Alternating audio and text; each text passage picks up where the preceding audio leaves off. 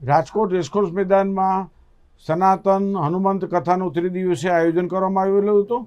રવિવાર મધ્યરાત્રિએ રેસકોર્સના મેદાનમાં માનસિક બીમાર લોકો, ધૂળતા લોકો એકાએક આવી અને અફડાતફડી મચી ગઈ. આયોજકોએ દાવો કર્યો હતો કે આવા કોઈપણ પ્રકારના અવૈજ્ઞાનિક મેડિકલ સારવાર વિરુદ્ધના કોઈ કાર્યક્રમો રાખવામાં નહીં આવે, તેનો ભંગ કરવામાં આવેલ છે.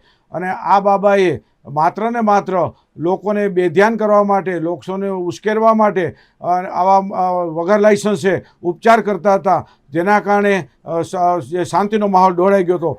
પત્રકાર ઉપર હુમલો, મારામારી, આવા દ્રશ્યો, કરુણ દ્રશ્યો જોવા મળ્યા છે. તે અનુસંધાને વિજ્ઞાન જાથા પોલીસ તંત્રને અરજી આપી ગુનો દાખલ સંબંધી કાર્યવાહી હાથ ધરનાર છે.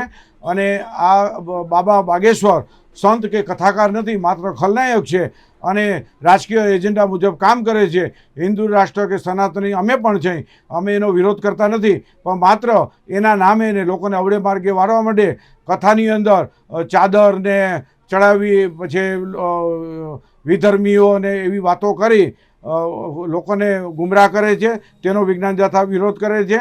આવા બાબા છે પોતાના આશ્રમ માટે કેન્સર હોસ્પિટલના નામે, અન્નપૂર્ણા રસોઈના નામે ફંડફાળા ઉઘરાવે છે અને આપણા ગુજરાતના નાણાં છે ત્યાં ઠલવે છે. તો હવે લોકોએ જાગવાની જરૂર છે. વિજ્ઞાન જાથા ગુના સંબંધી કાર્યવાહી અરજી હાથમાં લીધી છે અને લોકોને આપણે અપીલ કરીએ છીએ સ્વયં જાગૃતિ કેળવી અને આવા બાબાઓની તિલાંજલિ આપી અને પોતાના પરિવાર અને જે પરચી કાઢી છે અને જે નામાવલી બોલી છે એ આ બધા એના જ માણસો હતા, ષડયંત્રના ભાગરૂપે હતો. અને જે ધૂણતા હતા આ બધા લોકો પણ શંકાના દાયરામાં આવે છે અને તેના કારણે મારામારી થઈ છે. આવું પુનરાવર્તન ન થાય તે માટે જાથા કટિબદ્ધ છે અને ગુનો દાખલ કરવા સંબંધી પ્રક્રિયા હાથમાં લીધી છે. ખાસ કરીને આપણે જોઈ છે કે ભારતની અંદર માની લ્યો કે લવ જેહાદની જે કમનસીબી ઘટના બને છે, તેમાં હિન્દુ સંગઠનો છે, સરકારે પોતાના પોલીસ તંત્ર દ્વારા ઠોસ કદમ ઉઠાવી કાર્યવાહી કરી અને નાબૂદ કરવી જોઈએ.